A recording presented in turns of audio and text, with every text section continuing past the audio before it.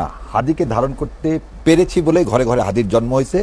এবং আপনি একটা জিনিস চিন্তা করেন, হাদি প্রধানমন্ত্রী না, রাষ্ট্রপতি না, কোনো সেরকম দলের প্রধান না, বহুদিন পর স্বদেশ প্রত্যাবর্তন করতেছেন তাও না, তিনি একটা প্ল্যাটফর্ম গঠন করছেন, যে প্ল্যাটফর্মের মূল উদ্দেশ্যটাই ছিল ভারতের আধিপত্যবাদের বিরোধিতা। তিনি কোন এলাকায় নির্বাচন করছেন কি করছেন না সেটা মূল উদ্দেশ্য ছিল না। তার ইনকলাব যে মঞ্চ, এবং এই যে ইনকলাব শব্দের অর্থ কি, যে আমরা এখনো স্বাধীন হইনি, আমাদের ভারতীয় আধিপত্যবাদ থেকে স্বাধীন হতে হবে, এটাই তো তার মতবাদ ছিল। তো ওই জন্য বলা হয় হাদি মরিয়ায় প্রমাণ করিল হাদি মরে নাই। এটার মধ্যে বিলাসী বলে একটা শরৎচন্দ্রের একটা গল্প ছিল। সেই ছোট গল্পে বলা হয়েছিল যে কাদম্বিনী মরিয়ায় প্রমাণ করিল যে সে মরে নাই। তো হাদির অবস্থাটা কেন বললাম, ওই জানাজায় যখন আমি যে দাঁড়ালাম, তখন মানুষের মধ্যে আমি যে আবেগ দেখছি, তখন যদি একটা ডাক দেওয়া হতো, আমি জানি না আপনি ইউনূস সাহেবের যখন বক্তৃতা দিচ্ছে, ইউনূস সাহেব যখন বিচারের ব্যাপারে কিছু বললেন না, তখন যে মানুষের আক্রোশ, এবং তারপরে ইনকলাব মঞ্চের যে মুখ্য সচিব তখন যে ভাষণটা দিলেন, ওখানে যদি খালি একটা ডাক দিত, তাহলে এই বাংলাদেশ তছনছ হয়ে যেত ওই মুহূর্তে। তার মানে হাজার হাজার লোক জীবন দিতে কেউ কুণ্ঠাবোধ করতো না। ওই জন্য আমি ওই দিন বলছি, দিল্লি এসে দেখে যাও, হাদি মরে নাই, লক্ষ লক্ষ হাদির তুমি জন্ম দিয়ে গেছো। সো এই যে ঘৃণার জন্ম দেওয়া হলো, একটা ভুল, কি একটা ভুল, শেখ হাসিনাকে একটা মনস্টারে পরিণত করছে ইন্ডিয়া। সে একটা ভুলের জন্য আজকে ইন্ডিয়া, পুরা আমাদের দেশ আজ ইন্ডিয়া বিরোধী হয়ে গেছে। দ্বিতীয় যে কথাটা আমি বলতে চাই সেটা হচ্ছে ব্যর্থতা কারের আগে। ওই যে আমার বোন আর একটা জিনিস বললো, প্রথম আলোদের শোনেন, শেখ মুজিব বলে গেছে তো চার্টার দল রেখে গেছে, চার্টার দল রেখে গেছে বলছে, যে চার্টার দলের উৎকৃষ্ট উদাহরণ হচ্ছে ডেইলি স্টার আর প্রথম আলো, এদের কাজই হচ্ছে চাটা। সো এর চেয়ে আর বেশি আর কিছু বলবো না। এবার দ্বিতীয় কথা হচ্ছে ব্যর্থতা কার। ভাই বললেন হাদি ছোট বড়। শোনেন, ইংলিশে একটা কথা ছিল অলিভারের, size is does not matter but chopping a wood. ও একটা খুব ছোট মানুষ ছিল, ও কাটতে পারবে কিনা, এটা হচ্ছে ইন্টারমিডিয়েট আমরা পড়ছিলাম। সো আদর্শ ধারণ করতে আপনারা 53 বছর রাজনৈতিক দলগুলো আদর্শ ধারণ করতে ব্যর্থ হয়েছেন। জামাতে ইসলাম, বিএনপি সহ সমস্ত রাজনৈতিক দল এই মনস্টারকে 15 বছরে নামাতে ব্যর্থ হয়েছে। একটা বালির ট্রাক পর্যন্ত সরাতে পারিনি আমরা। সেখানে হাদির মতো, এই আমার বোনের মতো, এরাই আবাবিল পাখির মতো এসে এই জাতিকে মুক্ত করছে। তাহলে এরাই হচ্ছে সেই এই জাতির ধারক বাহক, এরাই হচ্ছে এর জন্য প্রশংসা দেয়। সেখানে কাউকে ছোট বড় কিছু করার নেই। দ্বিতীয় কথা, আমরা যারা রাজনীতি করে, ভাই যেমন রাজনীতি করেন, বিএনপি করে, শহীদ জিয়াউর রহমান ভারতীয় আধিপত্যবাদের বিরোধিতা করছে বলে সেদিন তালপট্টি দ্বীপ দিতে অস্বীকার করছিল বলেই তাকে ইন্ডিয়া কি করলেন, হত্যা করলেন। এবং ইন্ডিয়া হত্যা করলেন কখন, যখন শেখ হাসিনাকে ভিতরে দিয়ে 17 দিনের মাথায়।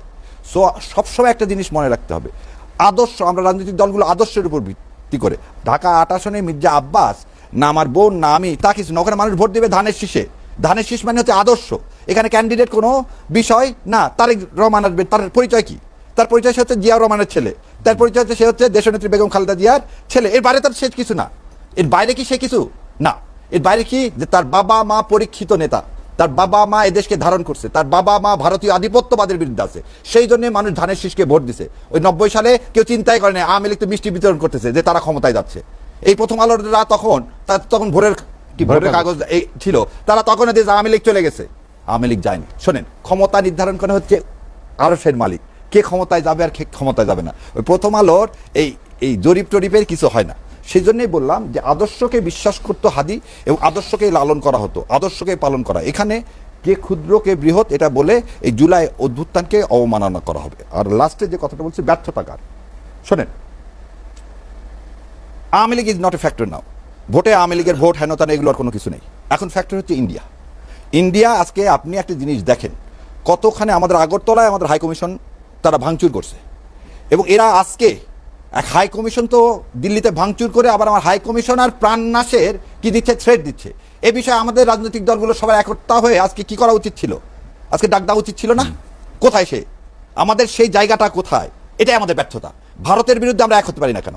কেন আমাদের চিন্তা হয় যে ভারতের আশীর্বাদ ছাড়া আমরা ক্ষমতায় যেতে পারবো না? আজকে যে ভাই আছে, আমি ওই জন্য প্রথমেই কথা বলছিলাম, কিন্তু তারেক রহমান ফিরে এমন কি রাজনৈতিক বক্তব্য বিভিন্ন সময় আসছে যারা ভারতকে খুশি করতে চায়, ভারত বেজার হয় বা অখুশি হয় এমন কোনো কর্মকাণ্ড করবেন, আপনি শুনেছেন?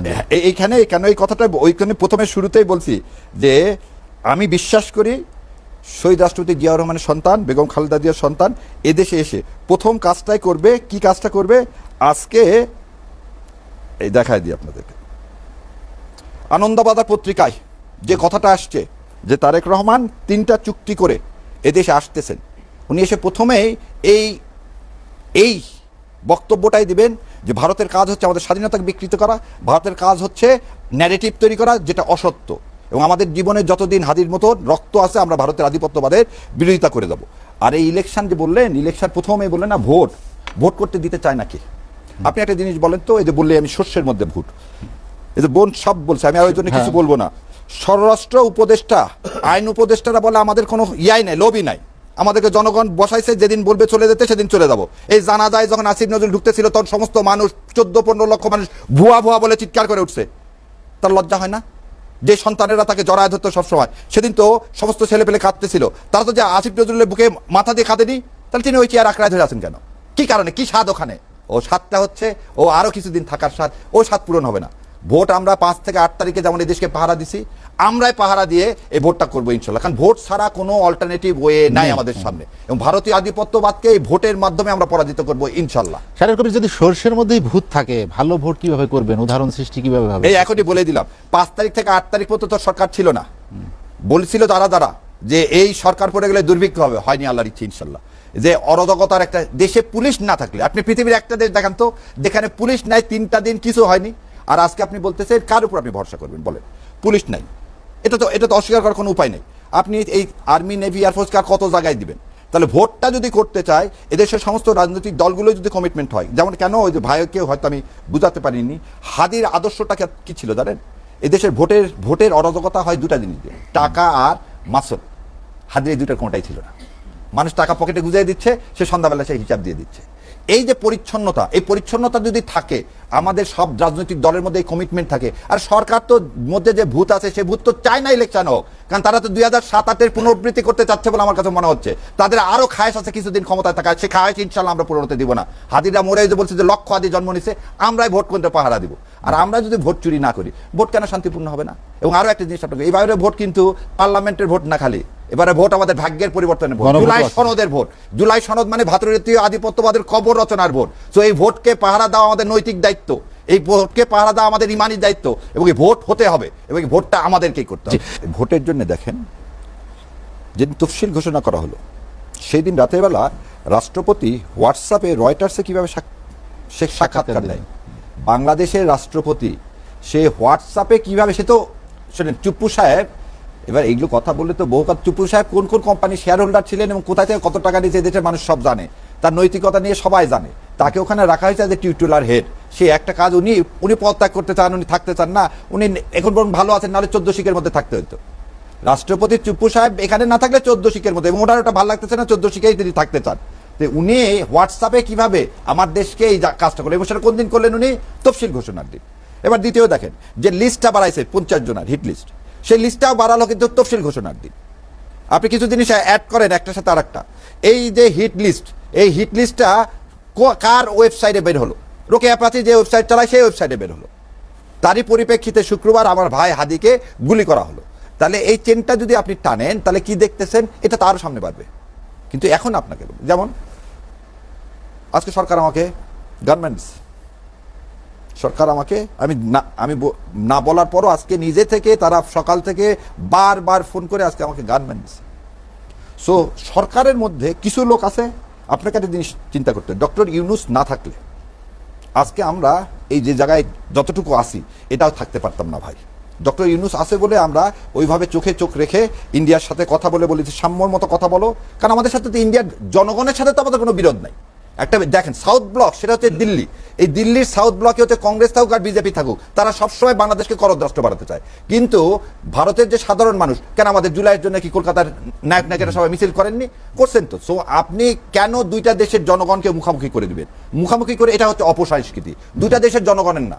দ্বিতীয় যে কথাটা বললেন, ইনসাফ ভিত্তিক সমাজ ব্যবস্থা যদি চাই, এক লাইনে শেষ করে দিচ্ছি, ইনসাফ ভিত্তিক সমাজ ব্যবস্থা যদি আমরা চাই, তাহলে আমাদের যে ভোটের কথা বলছেন, আপনি যে আমাকে প্রশ্নটা করলেন, দেখেন নির্ভয় পরিবেশ তৈরি হবে কিভাবে? আপনি যদি ম্যাজিস্ট্রেসি পাওয়ার দিলেন, আপনি এখন আর্মিকে যদি এই পাওয়ার না দেন, সেই ইয়ার মধ্যে ঢুকতে পারবে কি? বুথে ঢুকতে পারবে? তাহলে একটা বুথে রিগিং হলে আর্মি কি ওই গানের মতো বলবে চেয়ে দেখলাম তুমি চলে গেলে? এটা তো হতে পারে না। সেই জন্য বলছে আমাদেরকে ক্ষমতা দিলে ফুল ক্ষমতা দাও, আমরা যাতে, কারণ আমাদের সেনাবাহিনী আমাদের গর্ব, এই সেনাবাহিনীকে ছাড়া আর আপনার কোনো কারো উপর নির্ভর করার আস্থার ওই একটা জায়গায় বাকি আছে। সো ওই ইনস্টিটিউশনকে আপনারা দয়া করে ধ্বংস করেন।